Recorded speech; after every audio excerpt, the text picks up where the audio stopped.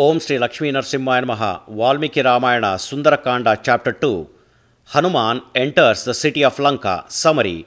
This chapter introduces us to the glorious city of Lanka and Hanuman's first encounter with it.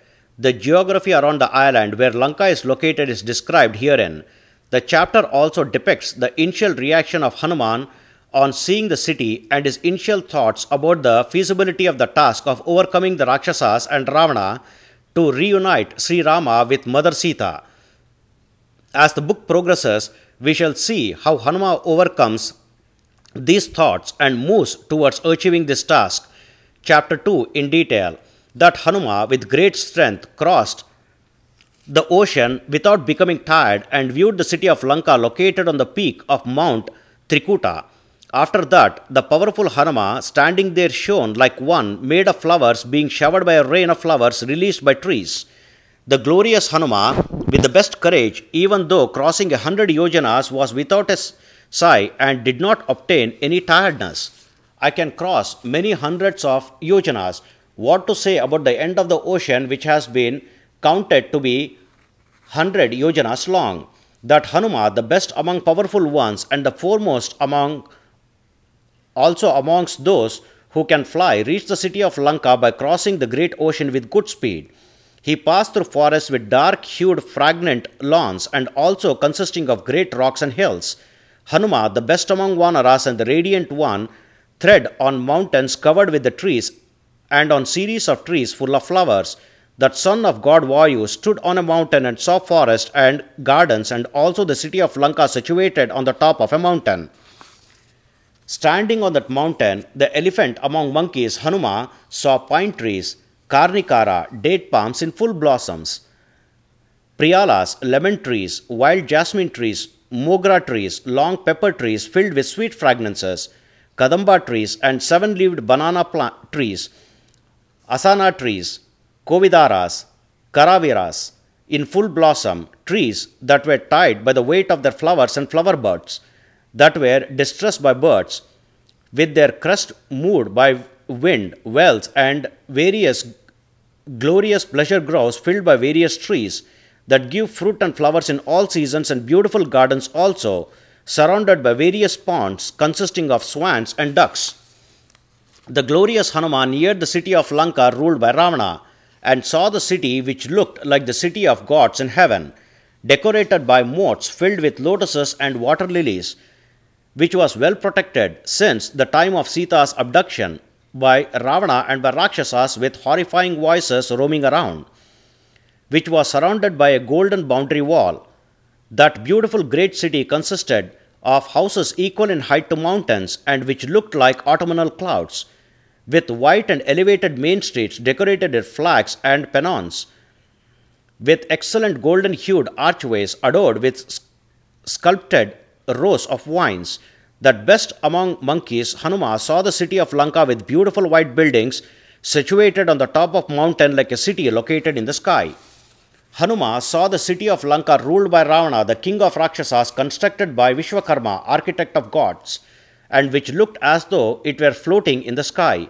Hanuman saw the city of Lanka with buttress and enclosure wall as her hips and loins, the vast body of water in the moat as her raiment, Satagnis and Sulas as her locks, the mansions as her earrings constructed by thought. He reached the northern gate and thought thus. Hanuman saw the city of Lanka equal to the peak of Kailasa as though touching the sky, as though flying to reach the sky with its best mansions filled with horrible Rakshasas and serpents, like the city of Bhogavati, capital of Patala, one which was unfathomable, a well-arranged and a clear city governed by Kubera in earlier times, protected by courageous, horrible serpents and Rakshasas with mouths with sharp teeth like a cave, with spikes and patitsas, spears in their hands. Hanuman saw that Lanka's great protection and the ocean and Ravana, the horrible enemy, and thought thus. Even if Vanaras were to come here, they would not meet with success. It is not possible even for Devas to be victorious against Lanka in war.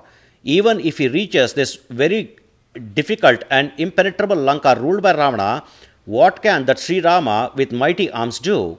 In the matter of overcoming Rakshasas, there seems to be no opportunity for persuasion, gifts, dissensions, or even war.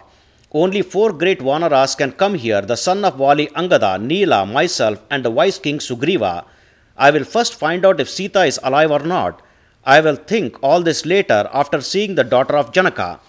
After that elephant among monkeys, Hanuma, who was interested in the welfare of Sri Rama, stood on that mountain peak and thought for an instant, "It is not possible for me to enter the city of ogres protected by cruel and strong Rakshasas with their appearance. All these mighty ogres with extraordinary energy and great prowess are to be cheated by me while engaging in the search of Seetha. To achieve this great deed successfully, entering the city of Lanka in a small form at night is a timely thing to do." Hanuma saw such a city of Lanka which was difficult to overcome even for Devas or Asuras and thought thus repeatedly, "By what idea can I see the Seetha, the daughter of Janaka, unseen by the wicked Ravana, the king of the ogres? How can the task of Sri Rama, one who knows self, not to be destroyed, how can I alone see Seetha alone in a place devoid of people, with a mediator who has an unsteady and gloomy mind, working against time and place? Tasks that are otherwise ready to succeed get harmed, like the darkness that get destroyed at dawn. Even a decided mind will not shine when thinking about the gain and loss. Mediators who are respected by scholarly people will also harm tasks due to their arrogance. How will the task at hand be not harmed? How will my mind not get gloomliness? How will not the crossing of ocean go waste? If I were to be seen by Rakshasas, this task of Sri Rama with a famed mind who desires the slaying of Ravana will become wasteful. It is not possible to be in Lanka even in the form of a Rakshasa. What to say about being there in any other form? My thought goes thus: even wind cannot pass here without being known. There is nothing not known to the mighty Rakshasas. If I stay here with my usual form, I can be destroyed. The task of the Lord will also be harmed. For that reason, I will become small in my appearance and will enter Lanka at night for the success of the task of Sri Rama. Entering the unapproachable city of Lanka at night and searching all the mansions of Ravana, I can see Seetha." The courageous Hanuma, thus thinking and being interested in discovering Seetha, then desired the sun to set. After the sun had set, Hanuma reduced his body at night with a size equal to that of a cat and became a wonderful sight to behold. The courageous Hanuma quickly flew during evening time and entered the beautiful city with well divided main pathways. Hanuma saw the great city filled with series of mansions, golden hued pillars and window lattices, which was equal to the city of Gandharvas, consisting of 7 and 8 storied buildings, with the top portion studded with crystals and pearls and decorated with gold. There, in that city of Lanka, the houses of Rakshasa shone with top portion painted by cat's eyes and emeralds, and decorated by groups of pearls. Golden archways with strange hues illuminated the well-decorated city of Lanka in all directions. Hanuma, on seeing the unimaginable city of Lanka with a wonderful appearance, became sad thinking about the prospect of capturing Lanka, and also happy, being eager to see Seetha. Hanuma saw the city of Lanka of great frame, with white, closely built buildings having golden windows and doorways of great value, consisting of ogres of great strength and ruled by the hands of Ravana. The shining moon too rose up with its many thousands of rays, as though performing help to Hanuma.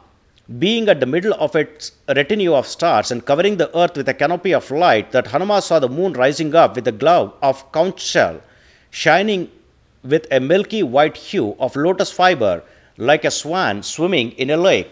Thus, this is the second chapter in Sundara Kanda of Valmiki Ramayana, the first epic poem of India. Sri Moola Rama Vijayate. Om Sri Krishnarpanamastu.